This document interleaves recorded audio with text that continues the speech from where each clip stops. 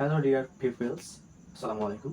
আমি পারভেজ খান তোমাদের মধ্যে হাজির হয়েছি আবারও একটি ক্লাস নিয়ে। আজকে বেসিক্যালি আমরা ইংরেজি কীভাবে শিখতে হয়, হাউ টু লার্ন ইংলিশ, এই বিষয়ে আলোচনা করব।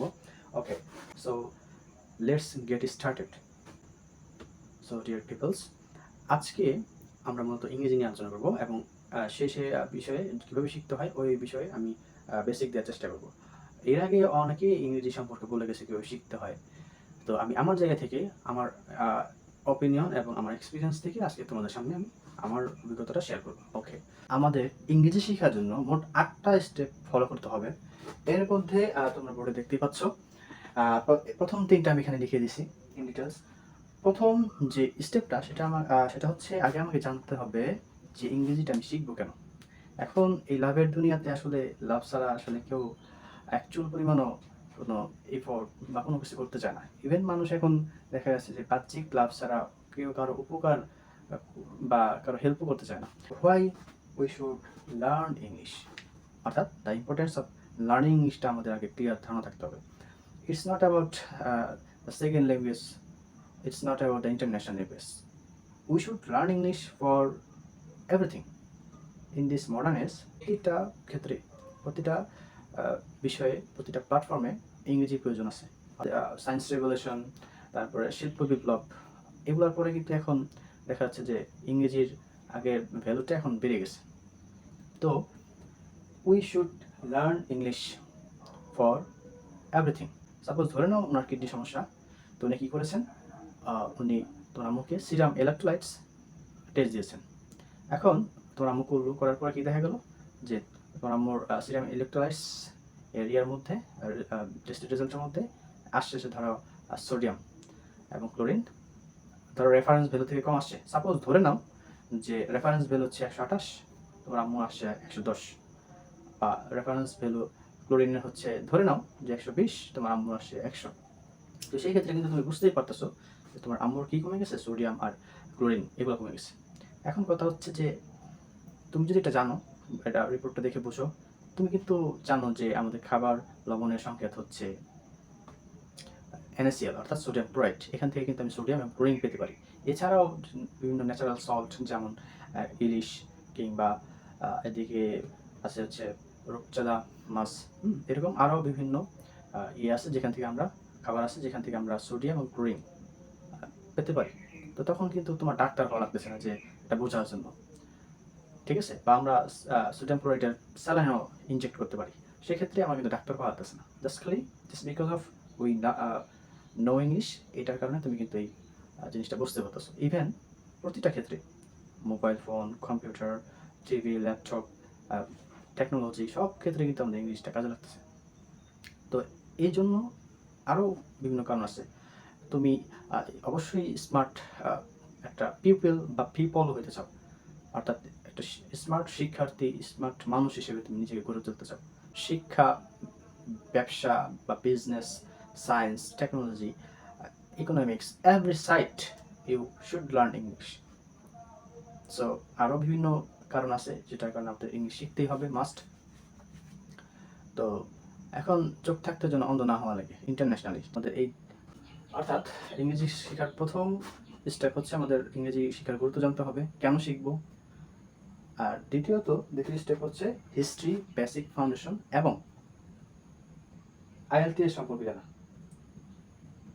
এখন ইংরেজি হিস্ট্রি হচ্ছে জার্মানিক বিভিন্ন উপজাতি যেমন জর্জ, অ্যাঙ্গেলস, ওরা কী করে 5th সেঞ্চুরি থেকে 11th সেঞ্চুরির মধ্যে ওরা জার্মান থেকে ইংল্যান্ডে প্রত্যাগমন করে।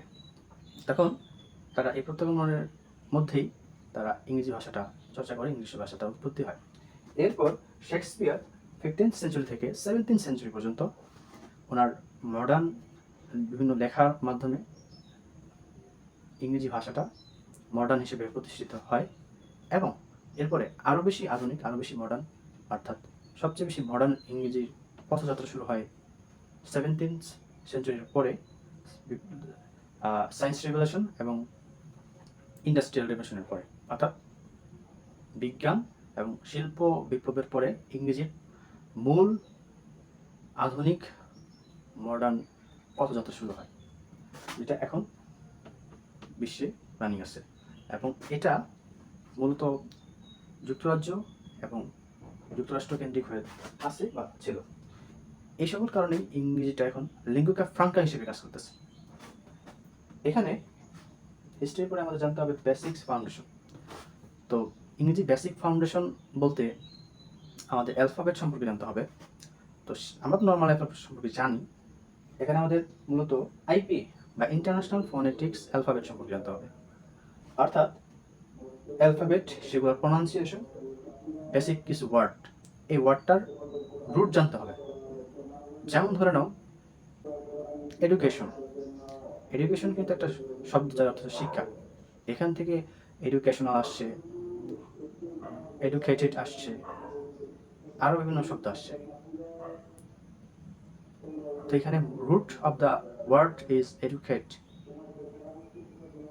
তো এরকমভাবে আমাদের বিভিন্ন শব্দ আছে, ওয়ার্ডগুলোর রুট জানতে হবে। রুট জানলে আমরা প্রতিটা ওয়ার্ড থেকে 5-10টা ওয়ার্ড নিজেরা মেক করতে পারবো, জানতে পারবো, শিখতে পারবো। এরপর হচ্ছে বেসিক গ্রামার। আমাদের বেসিক গ্রামার সম্পর্কে জানতে হবে। যেমন একবারে most of the basic grammar is part of speech, tense, right form of verbs, এগুলো। সো আইএলটিএস বা আইএলটিএস, এখানে মূলত আমরা পূর্ণাঙ্গ একটি ইংলিশের ধারণা পাই। এখানে লিসেনিং, স্পোকিং, রিডিং, রাইটিং, এই 4টি অংশে আইএলটিএস বিভক্ত। তো আমরা রিডিং নিয়ে কাজ করলো, লিসেনিং, স্পোকিং এগুলো নিয়ে কাজ করি না। তো আমাদের এগুলা সম্পর্কে ধারণা রাখতে হবে। এরপর হচ্ছে 3 নম্বর পয়েন্ট, বেসিক্স গ্রামার। বেসিক্স গ্রামারে আমরা প্রথমত শিখবো হচ্ছে পার্ট অফ স্পিচ। অর্থাৎ ইংরেজি শেখার প্রথম স্টেপ হচ্ছে কি part of speech. So what is parts of speech? Part of speech, part of speech determines, part of speech signifies the idea of generating words. অর্থাৎ একটা ওয়ার্ড সে জেনারিক্যালি কি মিন করতেছে, কি বোঝাচ্ছে, কি অর্থ সৃষ্টি করতেছে, এটা হচ্ছে পার্ট অফ স্পিচ। বাক্য বা বক্তব্যের পার্টকে বা অংশকেই বলা হয় পার্ট অফ স্পিচ। অর্থাৎ বাক্যে ব্যবহৃত প্রতিটি অংশকে, প্রতিটি ওয়ার্ডকে পার্টস অফ স্পিচ বলা হয়। তো পার্টস অফ স্পিচ সম্পর্কে আমরা হয়তো বা জানি, কারণ সেই ছোটবেলা থেকে শেখানো হয়। ওল্ড ইংলিশ গ্রামারে পার্ট অফ স্পিচ মোট 8 প্রকার। কয় প্রকার? 8 প্রকার।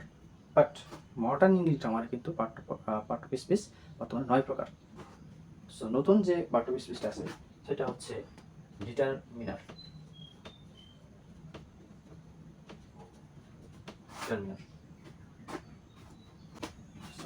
এই হচ্ছে আমাদের পার্টস অফ স্পিচ। অর্থাৎ পার্টস অর্থ অংশ, অব অর্থ এর, স্পিচ অর্থ বক্তব্য বা বাক্য। অর্থাৎ বাক্যের প্রতিটি অংশকে পার্টস অফ স্পিচ বলা হয়। এটি এবং মডার্ন ইংলিশে এটা 9 প্রকার। প্রথমত নাউন, যার বাংলা অর্থ বিশেষ্য। প্রোনাউন, যার বাংলা অর্থ সর্বনাম। অ্যাডজেক্টিভ, যার অর্থ বিশেষণ। অ্যাডজেক্টিভ, এখানে কিন্তু ডি এর উচ্চারণটা হয় না। আচ্ছা, ভার্ব, এটার বাংলা হচ্ছে ক্রিয়া। অ্যাডভার্ব, এটার বাংলা হচ্ছে ক্রিয়া বিশেষণ। কনজাংশন, এটার বাংলা হচ্ছে পদান্বয়ী অব্যয়। প্রিপোজিশন, এটার বাংলা হচ্ছে পূর্ব প্রত্যয় বা পূর্ব প্রত্যয়িত অব্যয়। ইন্টারজেকশন, এটা বাংলা হচ্ছে আবশ্যক অব্যয়। ডিটারমিনেশন বা ডিটারমিনার, এটা হচ্ছে নির্ধারক। আচ্ছা, সো এই পার্টস অফ স্পিচটা আমাদের জানতে হবে। আমাদের আগে ওয়ার্ডটা চিনতে হবে যে জেনারিক্যালি এই ওয়ার্ডটা কি, কোন ফর্ম।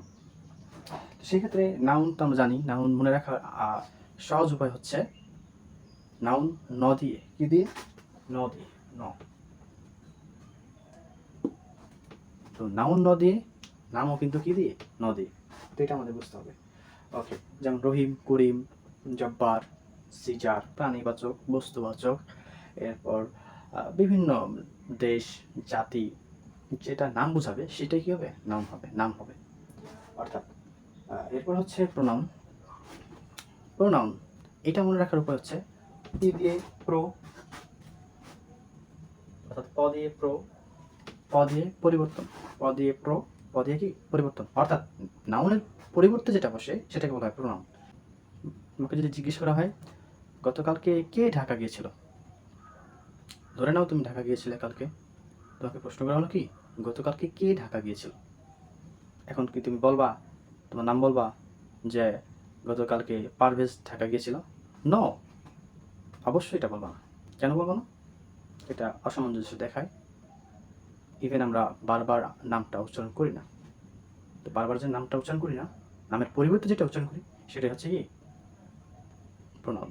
অর্থাৎ কি বলবে যে আমি গতকালকে কি করেছিলাম, ঢাকা গেছিলাম। এই যে আমি বললাম আই, এটাই কি প্রোনাউন বা সর্বনাম। এরপর হচ্ছে অর্থাৎ নামের পরিবর্তে যেটা বসে, নামের পরিবর্তে সর্ব যেটা বসে, সর্বক্ষেত্রে নামের পরিবর্তে যেটা বসে সেটা হচ্ছে সর্বনাম। যেমন হি, শি, আই, ইউ। এরপর হচ্ছে অ্যাডজেক্টিভ বা বিশেষণ। সো হোয়াট ইজ অ্যাডজেক্টিভ বা বিশেষণ?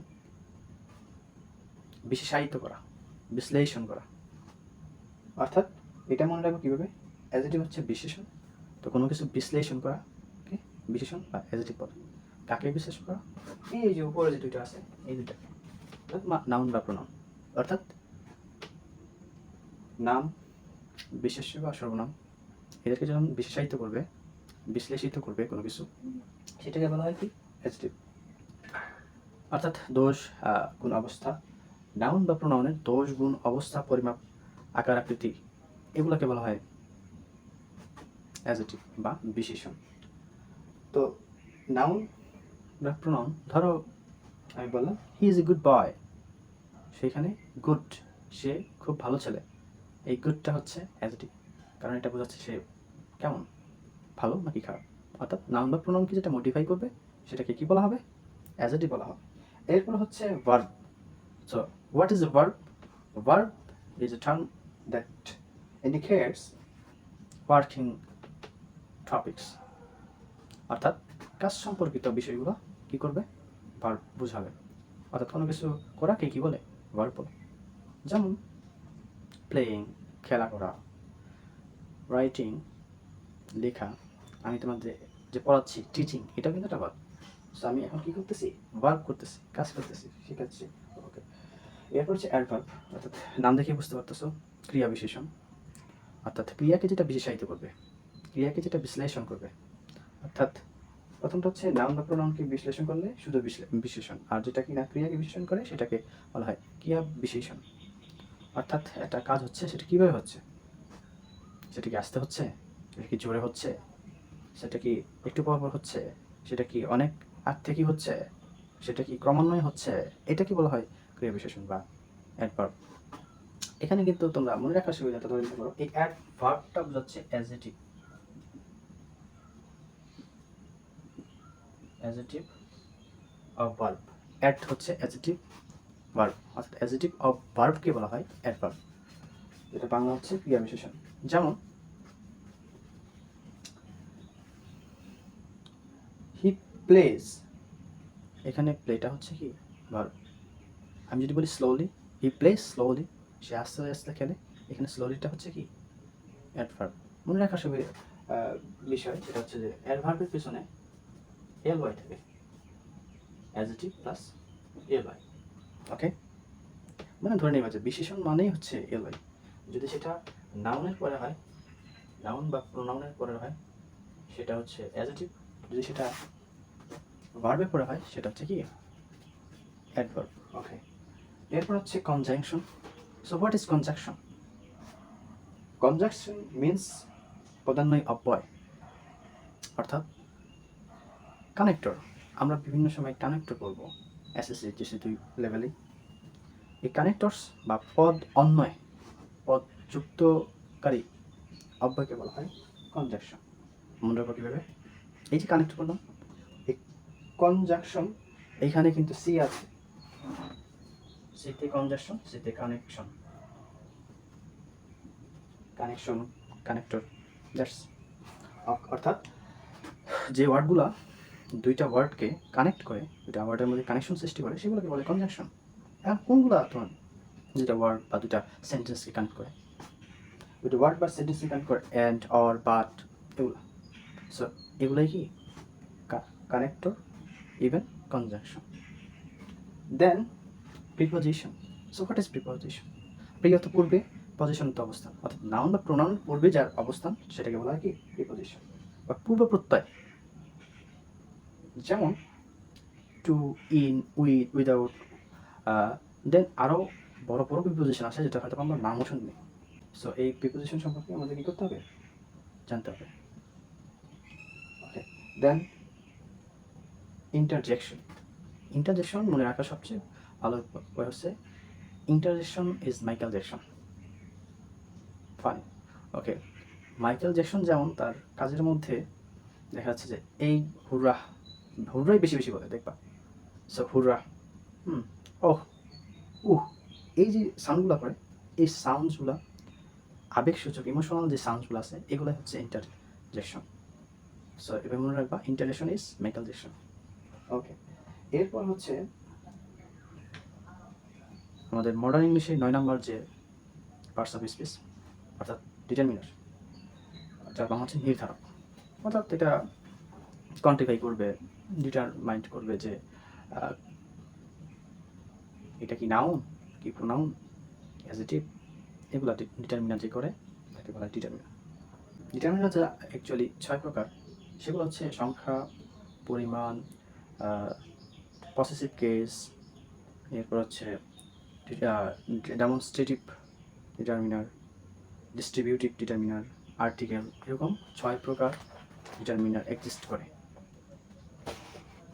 So এই হচ্ছে আমাদের parts of speech. So after completing parts of speech, we have to learn basic sentence pattern. অর্থাৎ আমাদের এরপরে সেন্টেন্সে চলে যেতে হবে। একটা সেন্টেন্স ইংলিশ কীভাবে শুরু হয়, কীভাবে তৈরি হয় সেটা জানতে হবে। এই সেন্টেন্স শেখার জন্য পার্সন, নাম্বার মাস্ট। তো বেসিক ইংলিশ প্যাটার্নটা কি? The structure of English sentence, that is subject plus verb plus object অথবা কমপ্লিমেন্ট অথবা extension. Subject plus verb plus object অথবা কমপ্লিমেন্ট অথবা এক্সটেনশন, এটা হচ্ছে একটা বেসিক ইংলিশ স্ট্রাকচার। সেটা সম্পর্কে আমাদের ক্লিয়ার ধারণা রাখতে হবে। এখন সাবজেক্ট অবজেক্ট সম্পর্কে জানার পরে আমাদের মূলত 5 নম্বর পয়েন্টে জানতে হবে ভার্ব সম্পর্কে। অর্থাৎ 5 নম্বর পয়েন্টে কি শিখবা? Right form of verbs. তো এটা শিখবা, রাইট ফর্মস অফ ভার্বস, এটা শিখবা।